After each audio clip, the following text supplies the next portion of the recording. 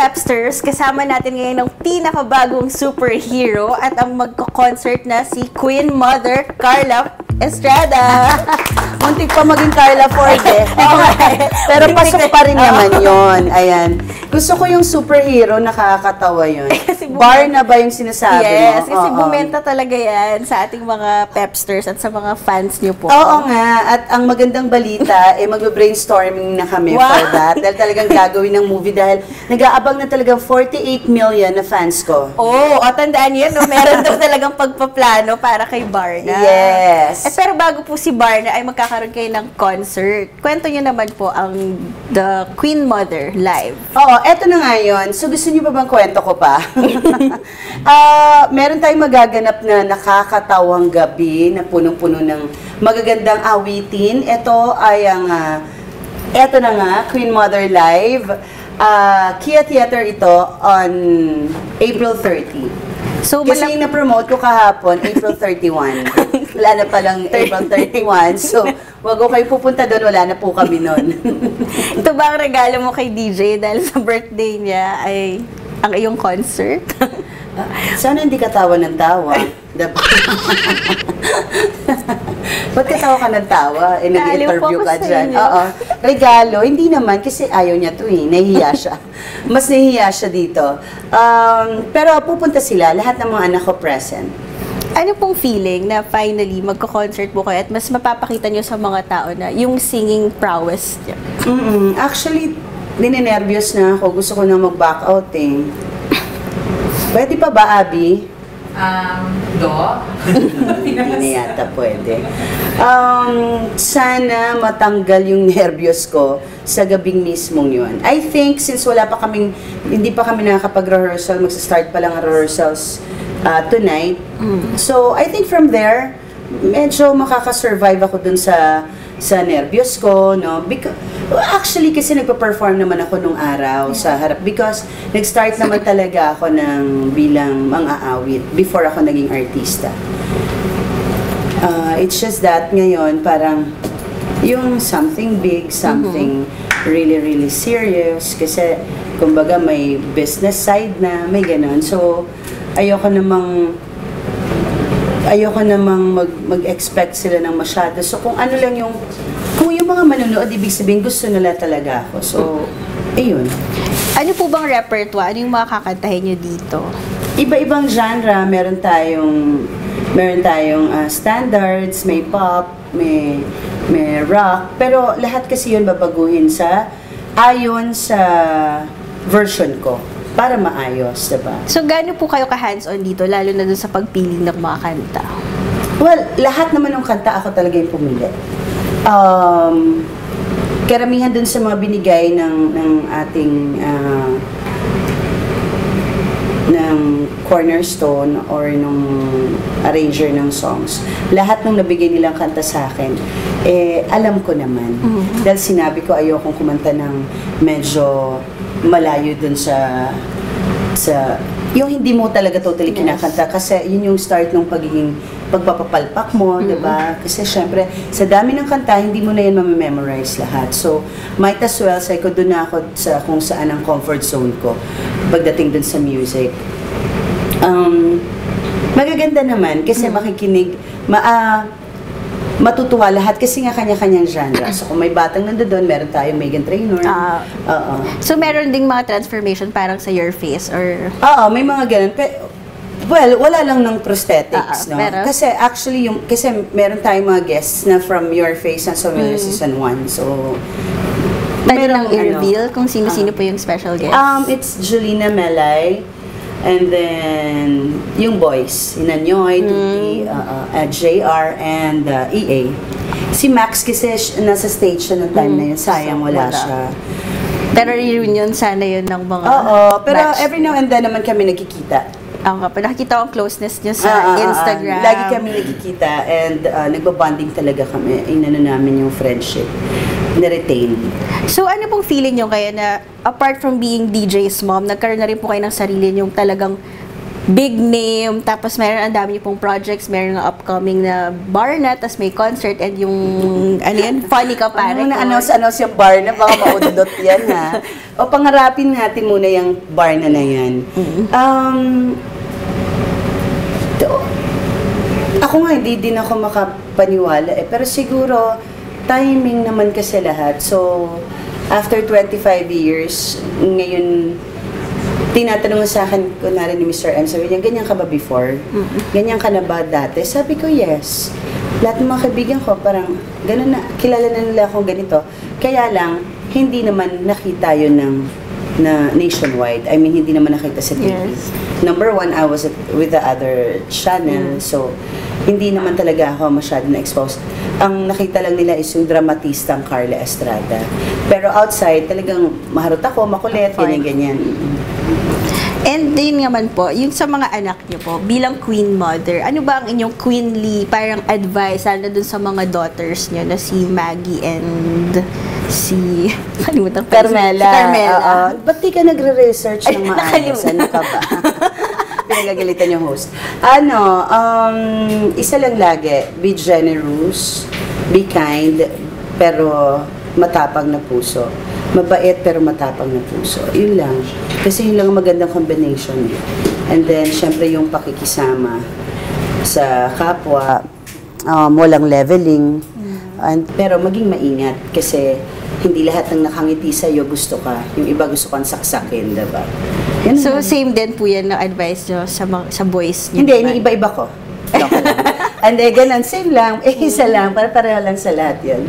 And lalo na ngayon, syempre si DJ, nag-post nga po kayo ng picture sa Instagram na yung screenshot nung pinagpapakilala nyo sa kanya dati, nung baby pa siya, di ba? Oo, di ba ang cute nun? Yes. Tapos, ano pong feeling na ngayon? Sumiyak ako na. Nakakatuwa yun, di ba? Parang, ay, baby pa lang, eto na yung ginagawa ko. Pinagtatanggol ko na yung mga anak ko. So, looking back po, ano pong naramdaman nyo na ngayon? Mag-birthday na siya, talagang binatang-binata na siya? Binata na. Kasi sa bahay, pagka nagkikita-kita kami si Ko, anak, everyday naman nakikita ko yung paglaki nila, yung lagpas na yung mga paa nila sa kama. So, I think pagkasama mo kasi everyday, hindi mo, yung sa physical na, yung panlabas na anyo na tinatawag, hindi mo na masyadong napapansin. Pero ang nakikita ko is yung maturity, the way makipag-usap na, the way na magdesisyon. Doon ako na-amaze na, may binata na ako. Tapos pag magdesisyon ako, sabi niya, ma, nauna ka na naman. Ay, ganon. Ay, gusto niya na mag-decide, sige. Yung ganon, tapos na-excite ako, sabi ko, sige, simula ngayon, ikaw magdedesisyon, then tatanungin mo sa akin kung okay. Ma, ba tatanungin ko pa kung ako pala magdedesisyon? Para malaman natin kung paano, anak. Kasi, hindi naman yan agad-agad nakakayanin mo. Dahil ako, ang tagal na panahon bago ko natutunan yung talagang totoong tama at mali, diba? So, gusto ko siyang pakawalan, gusto ko siyang lalaki siya, diba? Ayoko lang siya maging lampa. So, ganun lang. I think, iba pag anak mong lalaki, iba naman sa mga babae mong anak. So, tingnan natin kay Margaret at siya kay Carmela kung paano naman. But with the boys, okay ako sa mga boys ko. Responsible sila. Responsible naman sila so far, and hindi naman bawal magkamali. Bilang tao lang, okay naman, nobody's perfect.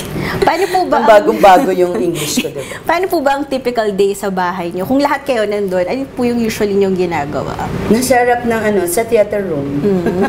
Nanonood ng movie, nakakatakot, tapos natakot-takutin mo yung mga ganun. Ganun lang yung bonding. Merong mga kaya lang yung mga boys ngayon, iba gusto nila yung basketball, diba? So, more on dun sa girls na nasa room ko, tambay sa room ko, gano'n. Pero sina JC, minsan pasok ako sa kwarto ko, nandun sila tulog. Oo. So, ang sarap po ng feeling. Sarap ng feeling na pag inisip mo, hanggang kailan kaya yung mga anak mo na nasa iyo, no?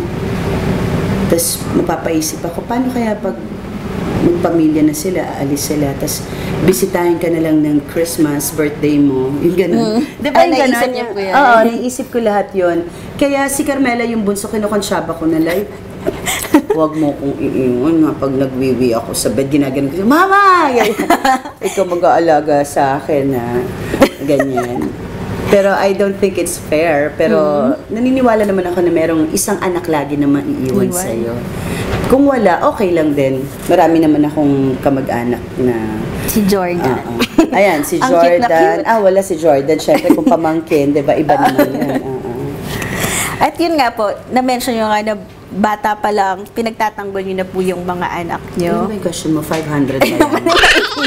Pinagtatanggol nyo po yung mga yung mga anak nyo. And ano pong masasabi nyo dun sa mga parang yung hindi po kayo tinitigilan sa pangbabash na masyado ko yung hands-on sa pakikialam sa mga bashers? Siguro ganun, kasi iba yung dinanas ko with my children. Talagang hands-on ako, hindi ako nagyaya. Diba? Ako yan lahat.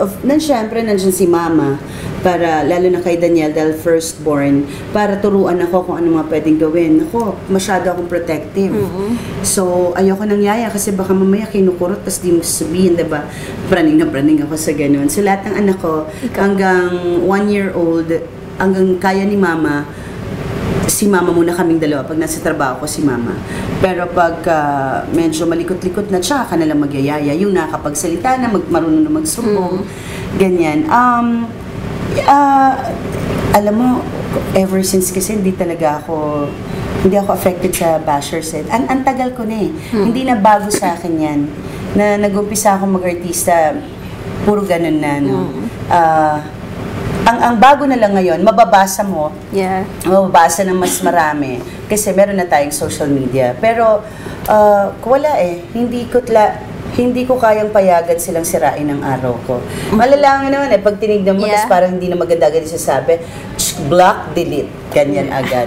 Block mo lang ng i-block. Kasi para hindi masira yung araw mo dahil kahit papano, minsan yung iba below the belt, no? Pero gano'n talaga eh. At the end of the day, we are all accountable kay God. So, bahala na silang sagutin yung mga kasalanan nila sa taas, diba? Huwag lang silang humarang-harang sa daanan. Yes. Bigla naging action star eh. Oo. So, ayan, dahil nga po may concert kayo, hinga namin kayo ng challenge. Okay, ano to? So, meron tayong pep talk challenge. Magbibigay po ako ng mga pangalan. Tapos mag-dedicate lang kayo ng kanta sa kanila. Tapos kahit kanta lang kayo ng mga one-liner. Sige. Okay po. Siyempre, una na si Daniel, ang inyong firstborn. Oo. Ang lagi kong kinakanta sa kanya, ayan, alala ko na nung baby siya, is, habang may buhay, hanggat ang dugo ko ay dumadaloy, sa'yo lamang iaalay ang aking buhay. Okay ka na doon? Yes. Parang nag-enjoy ka na masyado eh. Gusto mo na order ng beer. And, alam mo, makipag-inuman ka na dito. Okay. para naman po kay Catherine, na patuloy niyo din sinusuportan at pinagtatanggol sa Instagram. I will be here. When the rainbow is... Iba-iba yung lyrics. Ano nga ba yun?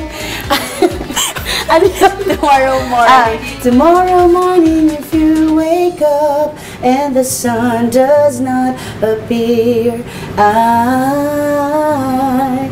I will be here. Ganda. Diba? Para naman sa inyong friend na si Vice, ganda. Si Vice, kasi ang tagal ko na siyang kaibigan eh. Kaya nung nakita ko siya, ang kinakanta ko lagi, nung nag-stand-up comedian pa siya sa mga bars, yung Old Friend. At saka Get Here. Kaya laging, kung meron man ako gustong ikanta sa kanya, yun. Kasi yun at yun ang kinakanta ko lagi. Kaya pag nakikita niya, ay, kanta ni Carla yan, Get Here.